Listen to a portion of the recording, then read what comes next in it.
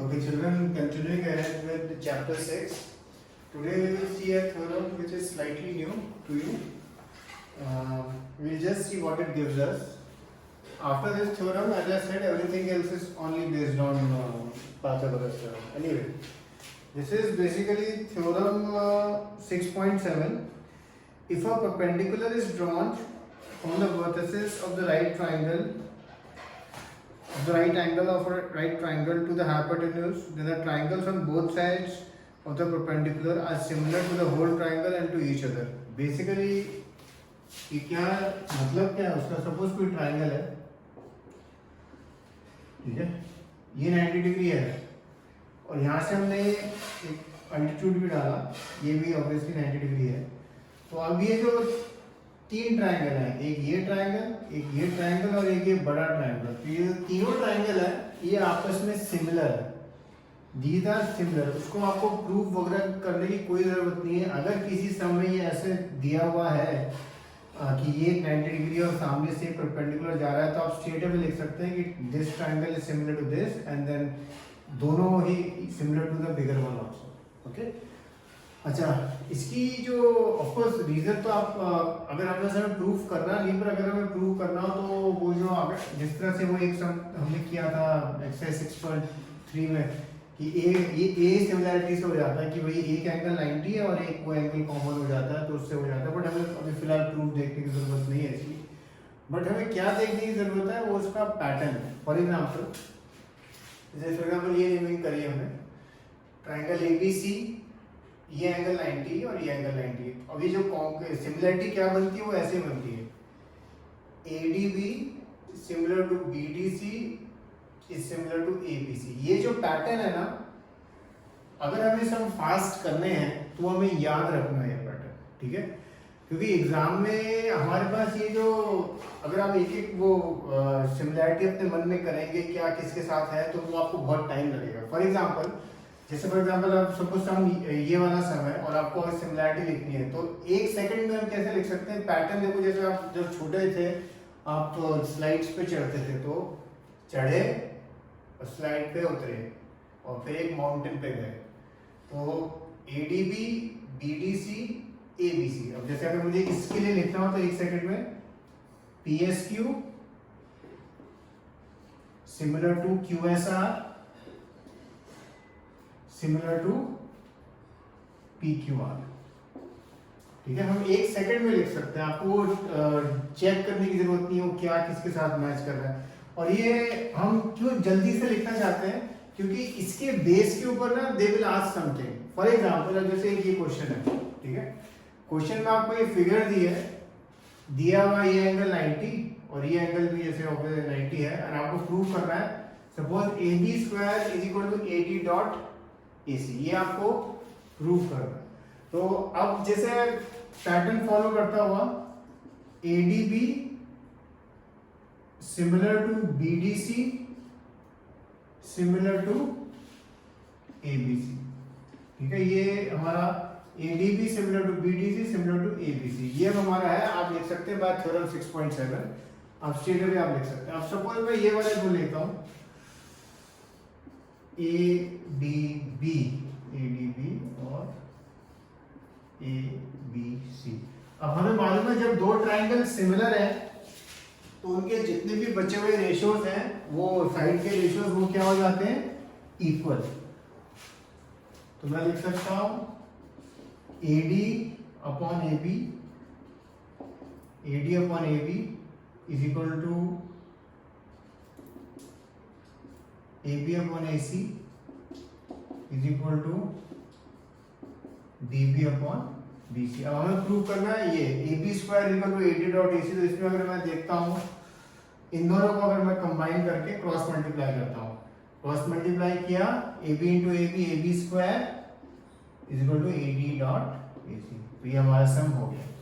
और ये sum the reason we are able to do this sum faster because we know this pattern, so we can write this quickly. आपने से कुछ बच्चे का question आ रहा है सर चल रहा होगा सर हमने ADB और BDC क्यों नहीं लिखा, हमने यहाँ ABC लिखा, इसकी जगह हमने BDC क्यों नहीं लिखा. तो हो सकता है शुरू में आप जैसे ADB और BDC ट्राई करो और जब आप लिखोगे वो तीन रेशियोज और फिर आप देखोगे जब भी आप क्रॉस मल्टीप्लाई कर रहे हो ना आपको ए बी स्क्वायर नहीं मिल रहा है जो हमें चाहिए, तो फिर आप रियलाइज करोगे हमें शायद दूसरा ट्राइंगल लेना है। तो फिर इनिशियली जैसे हम वो फैक्टराइजेशन वाले से हम करते थे ना, जैसे फॉर एग्जांपल ये अब आप देखोगे आपको मालूम है इसका रेशियो आपको 2x और 3x लेना है, और इनिशियली आपके दिमाग में चल रहा होगा कि हम और क्या फैक्टर्स ले सकते हैं, बट जैसे जैसे आप सम करोगे आपको आइडिया लगता जाता है कि आप क्या फैक्टर करोगे। सिमिलरली इसमें भी है तो ये तीन सेट्स ऑफ ट्राइंगल, ठीक है, तीन सेट्स हैं। आप एट अ टाइम कोई भी आप दो ट्राइंगल को लेके और उनके रेशियो लेके और क्रॉस मल्टीप्लाई करके आप साइड्स निकाल सकते हो। तो धीरे धीरे आपको जजमेंट आता जाएगा जैसे जैसे आप सम करेंगे कि आपको ये दोनों लेने चाहिए कि ये दोनों लेने चाहिए कि ये दोनों लेने चाहिए, ठीक है।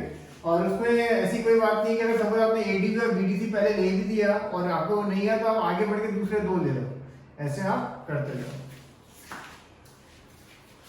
तो कई बार जब ये फिगर ऐसे भी होती है, ठीक है, सपोज ये ऐसे बनी हुई है figure, suppose D E F, ये 90 दिया है, ठीक है, और ये 90 दिया है और ये एस लेना, तो भी मैं उसको इमेजिन करता हूँ ऐसे ही जाना, जैसे F S E S F and F E D. तो आपका सम बहुत फास्ट होगा अगर आप ये पैटर्न जो है अगर आप लर्न कर लेंगे। तो ये अगर आप लोग क्लास में होते मेरे साथ अभी, तो अभी मैं आप लोग को हर एक बच्चे से पूछता अलग अलग फिगर बना के कि जल्दी से बताओ मुझे कि क्या होगा इसका।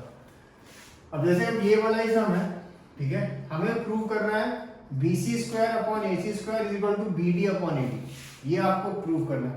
फर्स्ट स्टेप आप पैटर्न लिख दो, ऐसे ऐसे एंड ऐसे, यानी triangle ADC similar to CDB similar to ACB। अब आपको बस सबसे आपको एक चीज यहाँ दिखती है BC स्क्वायर दिख रहा है, तो आप क्या करना, पहले एक BC स्क्वायर लेके आना और फिर आपको एक AC स्क्वायर दिखता है, फिर आप AC स्क्वायर लेके आना और फिर आप जब डिवाइड करोगे दोनों को ऑटोमेटिकली ये आंसर आ जाएगा, ऑटोमेटिकली ये आंसर आ जाएगा। सपोज ADC एंड तो नेमिंग सेम वो ध्यान रखना, ADC तो ACB, अब AD by AC AC by AD is equal to DC by CB। अब जैसे अगर सपोज ये दो मैंने कंबाइन किए तो मुझे क्या मिलेगा, AC square is equal to AB dot AD, तो मेरा एक ही आ गया, ये आ गया।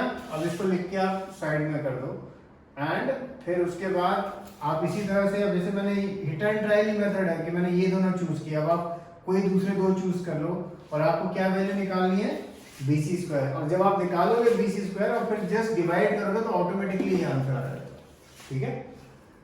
तो this is the only new thing which is there in the remaining part of this chapter.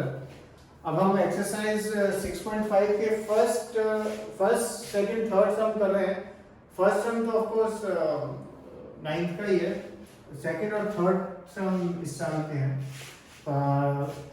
9th वाला सम है कि sides of a triangle are given below, determine which of them are right angle, in case of right angle write the length of the hypotenuse.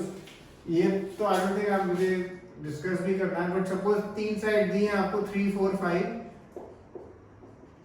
आपको basically check करना है कि भाई जो बड़ी साइड है वो एक तरफ लिख देना जो भी है, यानी 5 का स्क्वायर इज इक्वल टू 3 का स्क्वायर इज इक्वल टू इसका स्क्वायर। अगर ये स्क्वायर हो 3 का स्क्वायर 9, 4 का स्क्वायर 16, तो 25 इक्वल टू 25। अगर ये ऐसा होता है तो पाइथागोरस सेटिस्फाइड थ्योरम सेटिस्फाइड होती है, then you can say the given figure is a right angle triangle.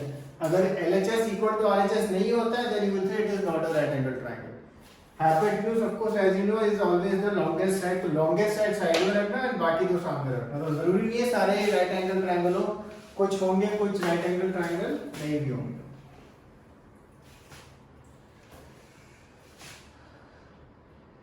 PQR is a right angle triangle, right angle at P, और फिर एक परपेंडिकुलर भी डाला है।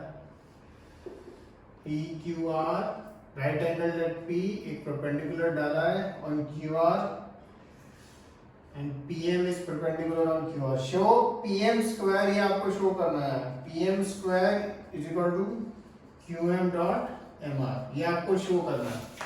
Again pattern क्यूएमपी